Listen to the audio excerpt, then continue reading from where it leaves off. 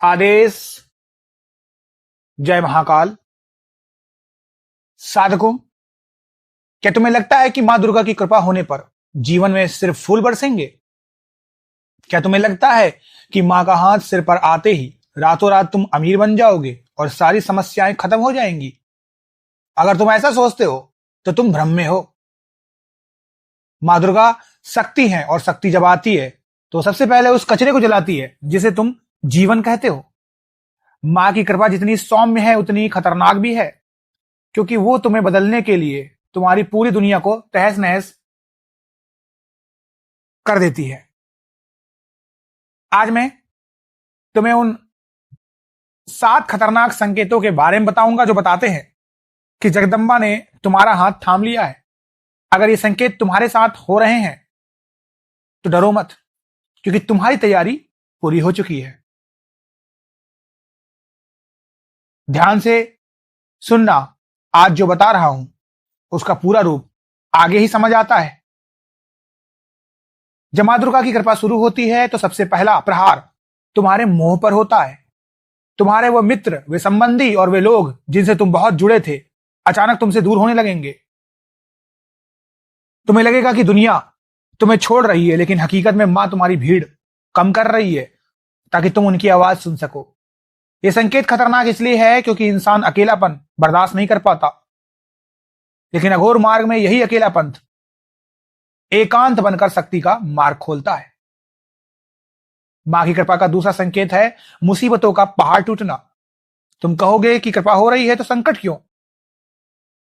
साधकों, जब सोने को शुद्ध करना होता है तो उसे आग में तपाया जाता है। मां तुम्हें मजबूत बनाने के लिए तुम्हें ऐसी परिस्थितियों में डालती है जहां तुम्हारा अहंकार टूट जाए। जब तुम हर तरफ से घिर जाते हो और पुकारते हो मां, तब जो शक्ति प्रकट होती है वही तुम्हें सिद्ध बनाती है। यह संकट तुम्हारी परीक्षा नहीं बल्कि तुम्हारी सफाई है। मां दुर्गा रणचंडी भी हैं। जब उनकी ऊर्जा साधक के शरीर में प्रवेश करती है तो उसके भीतर का सोया हुआ तेज जागने लगता है। तुम्हें छोटी छोटी बातों पर प्रचंड क्रोध आने लगेगा। तुम्हारे शरीर में एक ऐसी ऊर्जा दौड़ने लगेगी जिसे तुम संभाल नहीं पाओगे। तुम्हारी दोनों भवों के बीच की जगह यानी आज्ञा चक्र पर भारीपन महसूस होगा। यह खतरनाक संकेत इसलिए है क्योंकि अगर तुमने इस ऊर्जा को साधना से शांत नहीं किया तो यह तुम्हें भीतर से जला सकती है। यह संकेत है कि तुम्हारे भीतर की महिषासुर वृत्तियां मारी जा रही हैं। साधना के दौरान या सामान्य नींद में भी तुम्हें ऐसे सपने आने लगेंगे जहां तुम युद्ध कर रहे हो, तलवारें चल रही हैं या कोई विशाल सिंह शेर तुम्हारे पास बैठा है। कई बार तुम्हें मां के उग्र रूप दिखाई देंगे। ये सपने तुम्हारी मन की गंदगी के साफ होने का प्रमाण है। मां तुम्हारे सूक्ष्म जगत में जाकर उन बाधाओं को काट रही है जिन्हें तुम अपनी आंखों से नहीं देख सकते।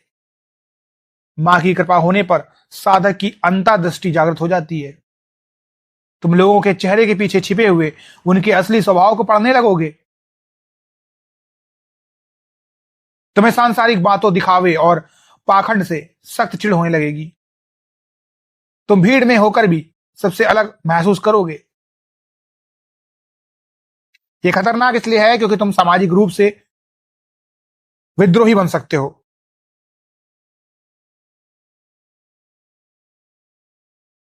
तुम्हारी वाणी तीखी हो सकती है क्योंकि अब तुम सिर्फ सत्य का साथ देना चाहते हो। मां का आगमन खुशबू के बिना नहीं होता। तुम्हें बिना किसी इत्र के अचानक मोगरे या गुड़हल के फूलों की महक आने लगेगी। कभी कभी कमरे का तापमान अचानक इतना गिर जाएगा कि तुम्हें ठंड महसूस होगी, चाहे बाहर कितनी ही गर्मी क्यों ना हो। यह संकेत है कि मां की सात्विक शक्ति तुम्हारे सुरक्षा घेरे में प्रवेश कर चुकी है। यहां लोग अक्सर डर जाते हैं, लेकिन यही वो समय है जब तुम्हें पूरी तरीके से आत्मसमर्पण कर देना चाहिए। अंतिम और सबसे शक्तिशाली संकेत है अंतर्ज्ञान। तुम्हें आने वाली घटनाओं का पूर्व आभास होने लगेगा। तुम जो बोलोगे वो सच होने लगेगा। तुम्हारे बिगड़े हुए काम अचानक बनने लगेंगे, लेकिन एक अजीब तरीके से।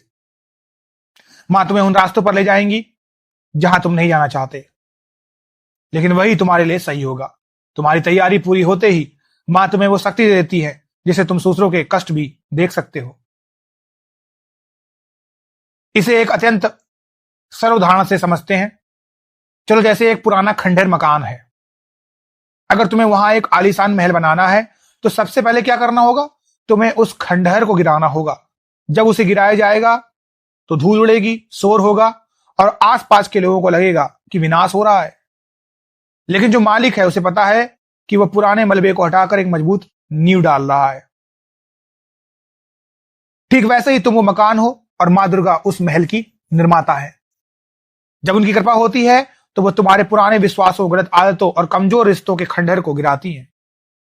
वो धूल, वो शोर, वो दर्द ही मां की खतरनाक कृपा है, जिसे दुनिया बर्बादी कहती है। तंत्र में उसे नया जन्म कहा जाता है। जब मलबा हट जाएगा तभी तो मां का स्वर्ण महल खड़ा होगा। आज जो बताया वो सिर्फ संकेत है। समझने वाले लोग यहां नहीं रुकते। जो आगे बढ़ना चाहते हैं उनके लिए अगला चरण भाग 3 और भाग 4 जो सदस्यों के लिए है, खुला हुआ है।